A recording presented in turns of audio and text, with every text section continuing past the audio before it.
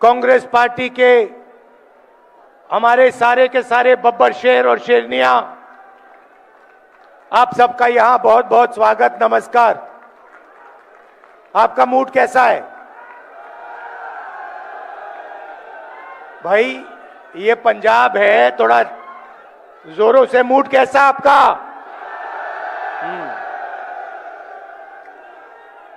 तो आज मैं आपको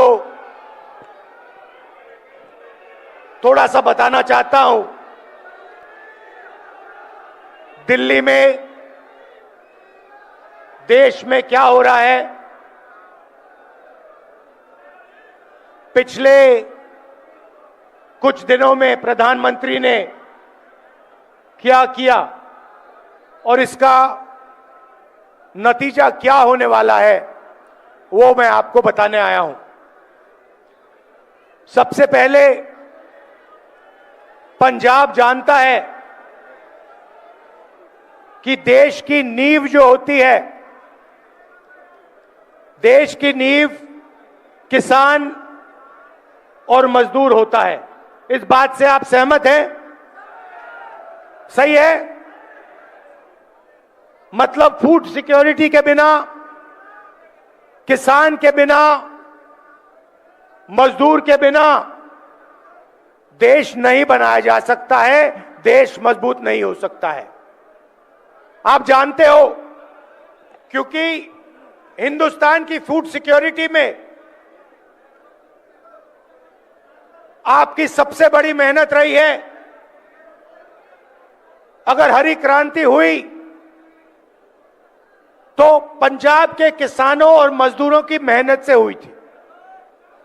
सही? आपने देखा होगा, कुछ दिन पहले पार्लियामेंट हाउस में प्रेसिडेंट एड्रेस हुआ। राष्ट्रपति भाषण देती हैं और फिर जो लीडर ऑपोजिशन होता है उसका काम उस भाषण का जवाब देने का होता है। मैं लीडर ऑफ ऑपोजिशन हूं लोकसभा में, तो प्रेसिडेंट एड्रेस के बाद मेरा भाषण था। मैंने, भैया शांत हो जाए थोड़ा, मैंने भाषण शुरू किया और शुरुआत में ही मैंने एक सवाल पूछा। जनरल नारावाने जी हैं, उन्होंने एक किताब लिखी है। उस किताब में उन्होंने कहा कि चाइना के टैंक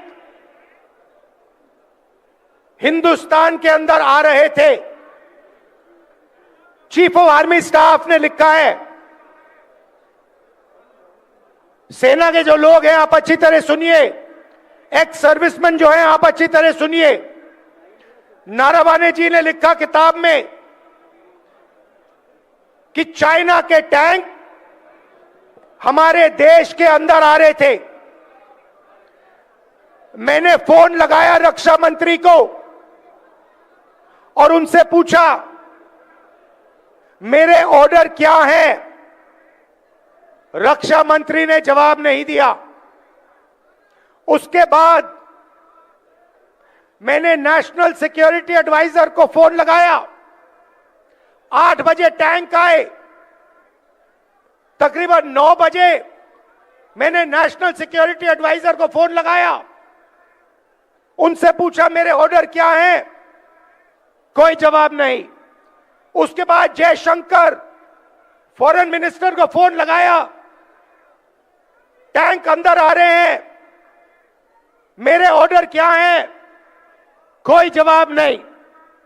फिर दूसरी बार नारावाने जी ने रक्षा मंत्री को फोन किया और उनसे कहा देखिए, मेरे सामने चाइना की सेना है, टैंक देश के अंदर आ रहे हैं। 2 घंटे से मैं सवाल पूछ रहा हूं, मेरा ऑर्डर क्या है। जवाब नहीं मिल रहा है। आप प्रधानमंत्री से पूछिए वो मेरा फोन उठा नहीं रहे हैं। उनसे पूछिए मुझे क्या करना है। रक्षा मंत्री ने फिर प्रधानमंत्री को फोन किया और रक्षा मंत्री ने प्रधानमंत्री से पूछा होगा कि नरवणे जी का फोन है, चाइना की सेना अंदर आ रही है, वो ऑर्डर चाहते हैं। भाई और बहनों, चाइना की सेना पर फायर करने का ऑर्डर सिर्फ हिंदुस्तान का प्रधानमंत्री दे सकता है, ना आर्मी चीफ ले सकता है, ना रक्षा मंत्री ले सकता है। तो नरवणे जी ने प्रधानमंत्री से पूछा कि भैया हमें ऑर्डर दीजिए, क्या मैं फायर कर सकता हूं, क्या मैं इनको रोक सकता हूं। 2 घंटे कुछ नहीं जवाब मिला। उसके बाद प्रधानमंत्री ने नरवणे जी से बात नहीं की। प्रधानमंत्री ने रक्षा मंत्री को कहा, ऑर्डर नहीं दिया, यह नहीं कहा कि क्या करना है। नरवणे जी को मैसेज मिलता है, जो आप उचित समझो वो करो। मतलब प्रधानमंत्री ने अपनी जिम्मेदारी पूरी नहीं की, नरवणे जी को छोड़ दिया। नरवणे जी अपने किताब में लिखते हैं कि मुझे लगा कि मैं अकेला खड़ा हूं, मुझे ना प्रधानमंत्री ने ऑर्डर दिया, ना रक्षा मंत्री ने ऑर्डर दिया, तो ये मैं भाषण दे रहा था, मेरा भाषण रोक दिया। 1 घंटा, 2 घंटे, 3 घंटे, 4 घंटे रोकते गए, डरे हुए थे, मगर डरे वो किसी और चीज से थे। डरे नरवणे जी वाले भाषण से नहीं थे, डरे वो एप्स्टीन और अदानी वाले भाषण से थे। भाई और बहनों, आपको एक बात समझनी है, 4 महीने के लिए यूएस और इंडिया की जो डील थी वो रुकी पड़ी हुई थी, वो आगे नहीं बढ़ रही थी। एक्सपर्ट से मैंने पूछा, महीनों से मैं पूछ रहा था कि ये डील फंसी क्यों है। जवाब मिलता था, ये डील इसलिए फंसी है क्योंकि अमेरिका हिंदुस्तान के एग्रीकल्चरल सेक्टर को खोलना चाहता है और हमारी सरकार एग्रीकल्चर सेक्टर को नहीं खोलना चाहती है। यह जवाब मिलता था। 4 महीने भाई और बहनों कुछ नहीं हुआ। जैसे ही मैंने भाषण शुरू किया, भाषण रोका, उसी शाम मेरा भाषण चल रहा था, रोक रहे थे मुझे, और हिंदुस्तान के प्रधानमंत्री का फोन जाता है। किसको जाता है? डोनाल्ड ट्रंप को जाता है। यह मैंने नहीं कहा, यह डोनाल्ड ट्रंप ने ट्वीट किया है कि हिंदुस्तान के प्रधानमंत्री ने मुझे कुछ मिनट पहले फोन किया है। तकरीबन 6 बजे शाम को प्रधानमंत्री जी डोनाल्ड ट्रंप को फोन करते हैं। ना कैबिनेट से पूछा, ना कृषि मंत्री से पूछा, ना राजनाथ सिंह से पूछा, ना जयशंकर से पूछा, सीधा डोनाल्ड ट्रंप को कह दिया कि मैं डील करने को तैयार हूं। भाई और बहनों, डील में हिंदुस्तान ने अमेरिका को क्या दिया, मैं आपको बताना चाहता हूं। सबसे पहले सोयाबीन,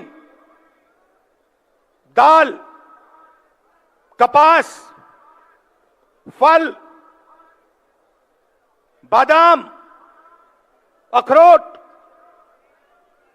यह सारा का सारा अमेरिका को दे दिया है। हमारे किसान मैकेनाइज नहीं है, छोटे खेत है उनके पास। किसी का 5 एकड़ का खेत है, किसी का 2 एकड़ का खेत है। अमेरिका के खेत 500, 1000, 2000, 5000 एकड़ के होते हैं। उसमें पूरा मैकेनाइजेशन है। नरेंद्र मोदी जी ने एग्रीकल्चर सेक्टर का दरवाजा खोल दिया है। हिमाचल, पंजाब, हरियाणा, मध्य प्रदेश, महाराष्ट्र, राजस्थान, छत्तीसगढ़, उड़ीसा, इन सब प्रदेशों के किसान बर्बाद होने जा रहे हैं। मैं आपको बता रहा हूं, नरेंद्र मोदी जी ने दरवाजा खोल दिया है। अमेरिका का माल अंदर आएगा और हमारा किसान बर्बाद हो जाएगा। यह काम नरेंद्र मोदी करना नहीं चाहता था, मैं जानता हूं, क्योंकि 4 महीने से वो इस काम को रोकने की कोशिश कर रहा था।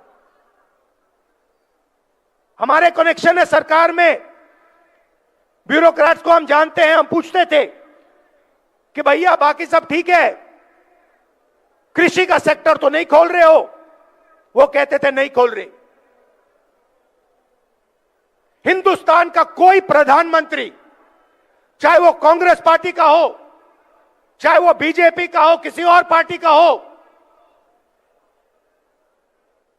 एग्रीकल्चर सेक्टर को नहीं खोल सकता है। कोई भी प्रधानमंत्री नहीं खोल सकता है।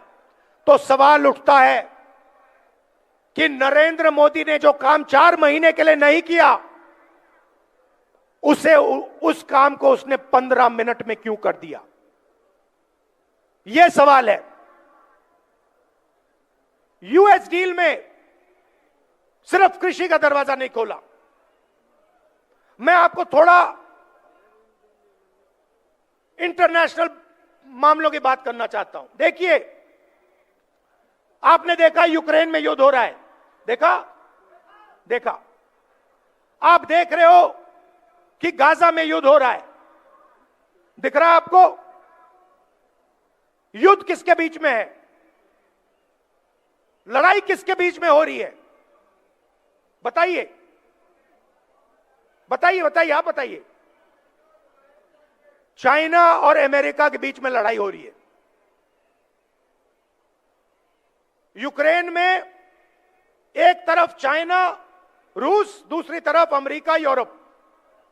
गाजा में, ईरान में एक तरफ चाइना, ईरान, रूस, दूसरी तरफ अमेरिका। भाइयों और बहनों, आपको एक बात समझनी है। अगर अमेरिका को चाइना से लड़ना है तो उसे हिंदुस्तान की डेटा की जरूरत है। बिना हिंदुस्तान के डेटा के अमेरिका चाइना से नहीं लड़ सकता। क्यों? क्योंकि चाइना के पास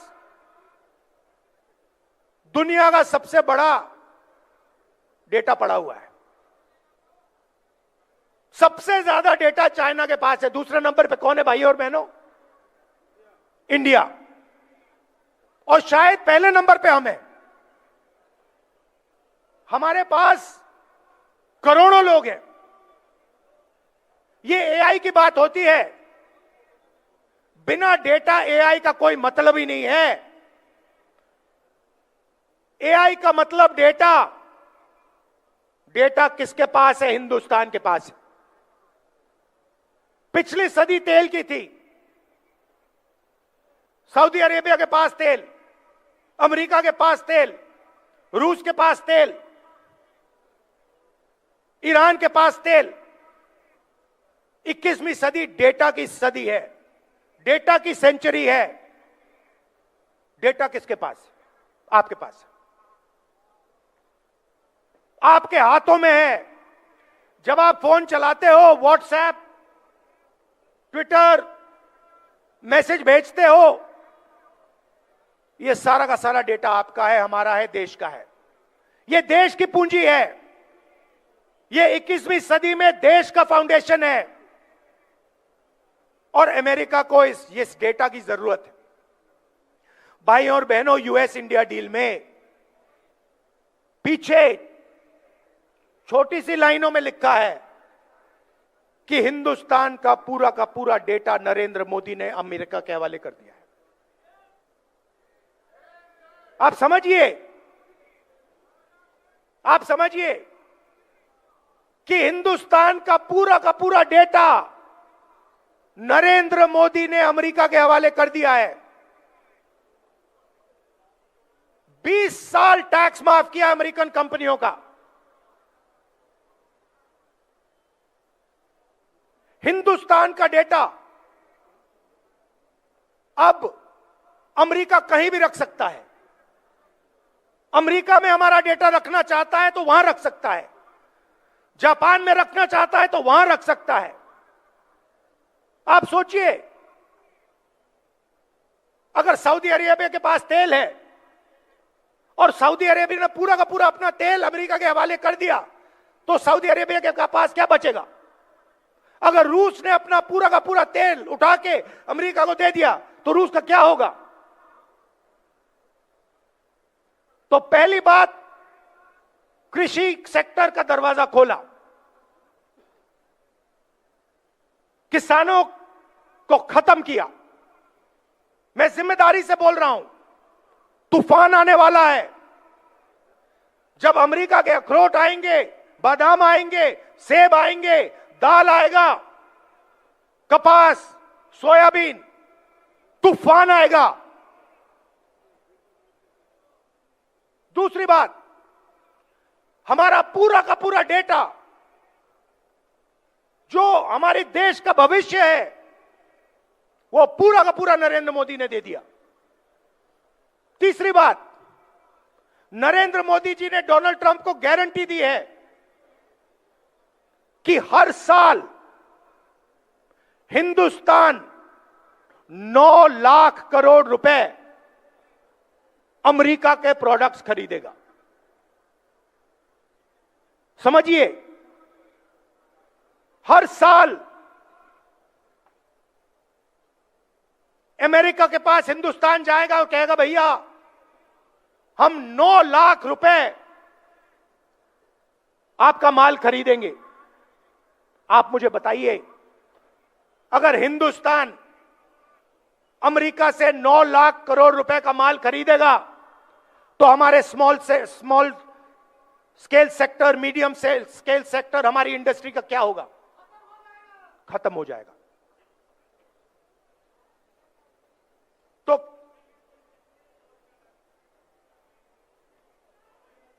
तो तीसरी बात, हमारी स्मॉल और मीडियम इंडस्ट्री जो पंजाब की नींव थी, देश का फाउंडेशन है, उसे उड़ा दिया। और चौथी बात, इससे आप और भी हैरान हो जाओगे कि नरेंद्र मोदी जी ने अमेरिका को कहा है कि जिससे आप तेल खरीदवाना चाहोगे उसी से हम तेल खरीदेंगे। ना हम रूस से तेल खरीदेंगे, ना हम ईरान से तेल खरीदेंगे। आप हमें बताओ, अगर आप बोलोगे वेनेजुएला से तो हम वेनेजुएला से खरीदेंगे, अगर आप बोलोगे अमेरिका से तो हम अमेरिका से खरीदेंगे, अगर आप बोलोगे सऊदी अरेबिया से तो हम सऊदी अरेबिया से भी खरीदेंगे। तो हिंदुस्तान की पूरी एनर्जी सिक्योरिटी उड़ा दी। भाइयों और बहनों, बात समझिए, हिंदुस्तान का कोई भी प्रधानमंत्री ये काम नहीं कर सकता है। मैं आपको लिख के कह रहा हूं, नरेंद्र मोदी भी ये काम नहीं कर सकता था। तो सवाल उठता है कि उस दिन क्या हुआ, क्या दबाव था कि हिंदुस्तान के प्रधानमंत्री ने हमारे देश का वहां डेथ वारंट साइन कर दिया, हमारे किसानों का डेथ वारंट साइन कर दिया, हमारा डेटा दे दिया, हमारी स्मॉल मीडियम इंडस्ट्री का डेथ वारंट साइन कर दिया। क्या हुआ मैं आपको बताता हूं। दो चीजें हैं, नारावाने जी की किताब नहीं है। पहली चीज, अमेरिका में तकरीबन 35 लाख फाइलें हैं एप्स्टीन की। 35 लाख फाइलें हैं एप्स्टीन की। 35 लाख रिलीज हो गई हैं, उसमें अनिल अंबानी का नाम है और हरदीप पुरी का नाम है। ये जो नाम आए हैं, हरदीप पुरी का, भैया ठहर जाइए, हरदीप पुरी का नाम जो आया है, अनिल अंबानी का नाम जो आया है, ये प्रधानमंत्री को धमकाने के लिए नाम रखे गए हैं। अभी 35 लाख और फाइलें हैं, उन फाइलों के अंदर नरेंद्र मोदी की सच्चाई बंद पड़ी हुई है। अमेरिका और डोनाल्ड ट्रंप नरेंद्र मोदी को धमका रहे हैं, कह रहे हैं कि भैया अगर तूने साइन नहीं किया तो ये हम खोल देंगे। ये है पहली धमकी।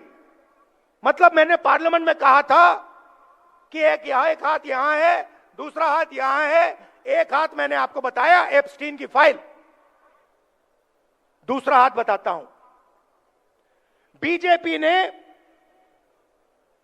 पिछले 10-15 साल में अपना पूरा का पूरा फाइनेंशियल सिस्टम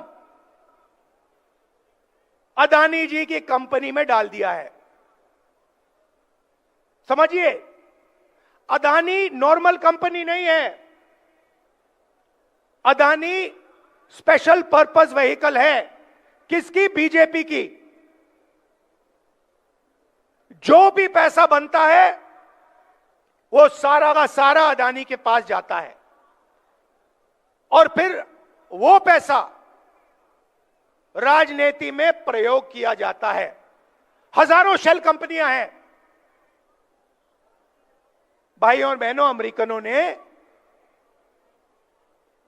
अदानी जी पर क्रिमिनल केस लगा दिया है।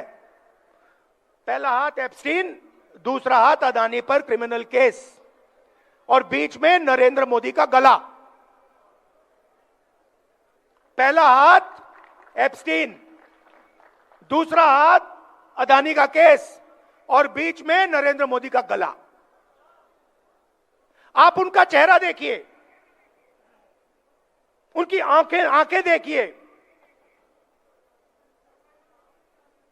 डोनाल्ड ट्रंप खुल के जो भी कहना चाहता है कह देता है। हिंदुस्तान के 7 जहाज गिरे, 5 जहाज गिरे, 11 जहाज गिरे, मैंने युद्ध रुकवा दिया।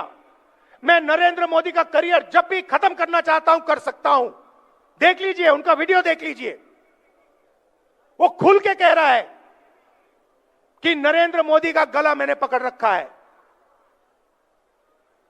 नरेंद्र मोदी उनको जवाब क्यों नहीं दे पा रहे हैं? क्यों नहीं कह पा रहे नहीं आपने युद्ध नहीं रोका? क्यों नहीं कह पा रहे? क्योंकि भैया गला पकड़ लिया है, हिंदुस्तान के प्रधानमंत्री का गला पकड़ लिया है, और इसीलिए सिर झुका के नरेंद्र मोदी जी ने यूएस इंडिया डील साइन की है। और मैं आपको बता देता हूं, ये बचेंगे नहीं, ये नहीं बच सकते, क्योंकि एप्स्टीन फाइल, अदानी का केस कभी ना कभी तो खुलेगा। मैं आपको बता रहा हूं, रात को नरेंद्र मोदी सो नहीं पा रहे हैं, नींद नहीं आ रही है, कांप रहे हैं। रात को रोज सोने से पहले नींद नहीं आती, घंटों नींद नहीं आती। प्राइम मिनिस्टर हाउस में लेटते हैं और कहते हैं भैया कैसे निकलूं, क्या करूं? नहीं, आप नहीं निकल सकते, क्योंकि आपने देश को बेचा है और आपने देश का भयंकर नुकसान किया है। भाई और बहनों, मुझे बताइए, डेटा दे दिया, किसानों को खत्म कर दिया, स्मॉल मीडियम बिजनेस उड़ा दिया, एनर्जी सिक्योरिटी ले ली। आप मुझे बताइए, अमेरिका ने हमें क्या दिया? मुझे एक बात बता दीजिए, अमेरिका ने हिंदुस्तान को क्या दिया, मुझे बता दीजिए। हमने उनसे कहा 9 लाख करोड़ रुपए हम आपसे खरीदेंगे, उन्होंने कोई गारंटी दी? उन्होंने कहा कि हां भैया हम भी खरीदेंगे ना। उन्होंने हमें कहा कि भैया जिससे तेल खरीदवाना हो हमें बताओ, हम करेंगे? नहीं। उनके किसानों का नुकसान होगा? नहीं। उनकी इंडस्ट्री का फायदा नुकसान होगा? नहीं। पूरा का पूरा हिंदुस्तान नरेंद्र मोदी ने बेच दिया। क्यों? एक हाथ इधर एक हाथ उधर, गला बीच में, खत्म। और पंजाब के किसानों को याद रखना है कि नरेंद्र मोदी ने पहले आपको बेचने की कोशिश की थी, 5 कानून लाए थे। और मजदूरों को याद होना चाहिए, आपका जो मनरेगा था वो आपके हाथ से छीन लिया। मैं आपसे यहां यह कहने आया हूं कि कांग्रेस पार्टी हिंदुस्तान के किसानों के साथ, मजदूरों के साथ, छोटे व्यापारियों के साथ खड़ी है। हम पीछे नहीं हटने वाले।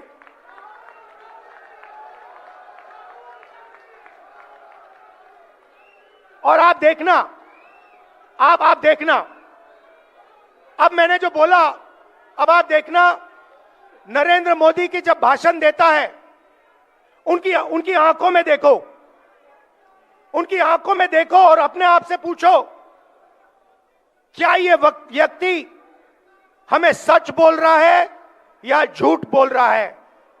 आपके दिल में सही जवाब मिल जाएगा। भाइयों और बहनों, पंजाब हमारी स्ट्रेंथ है।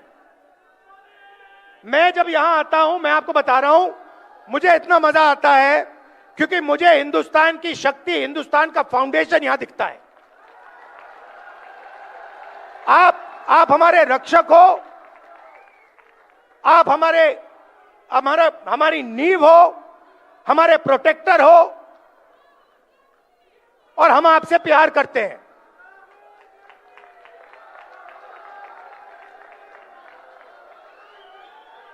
ये मत भूलिए। बाकी सब ठीक है, राजनीति ठीक है, बाकी सब ठीक है, मगर ये मत भूलिए, मैं पंजाब की जनता से प्यार करता हूं, मोहब्बत करता हूं।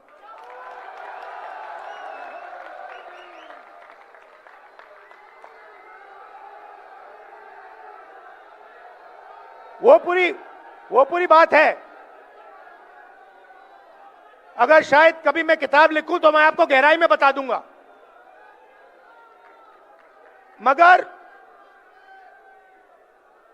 आपका भविष्य है, आपके किसानों का भविष्य है, युवाओं का भविष्य है, इसको उज्जवल बनाना है और पंजाब को सक्सेसफुल बनाना है। बाकी सब ये करना है हमें। अच्छा, आखिरी बात मैं कहना चाहता हूं, यहां पे मेरे दोस्त बैठे हुए हैं। देखिए, कांग्रेस पार्टी को भी मैं मैसेज देना चाहता हूं, काम टीम वर्क से होता है, काम टीम वर्क से होता है। एक प्लेयर गेम नहीं जीत सकता है। हमारे पास पूरी टीम बैठी है और मैं आपको मैसेज देना चाहता हूं सबको, खारगे जी के साइड से, मेरे साइड से, भैया टीम प्लेयर बनो, नहीं तो हम तुम्हें रिजर्व में बैठा देंगे। चाहे आप कितने भी बड़े हो, मैं बता रहा हूं, चाहे आप कितने भी बड़े हो, पार्टी से बड़ा कोई नहीं है। आप टीम प्लेयर बनो,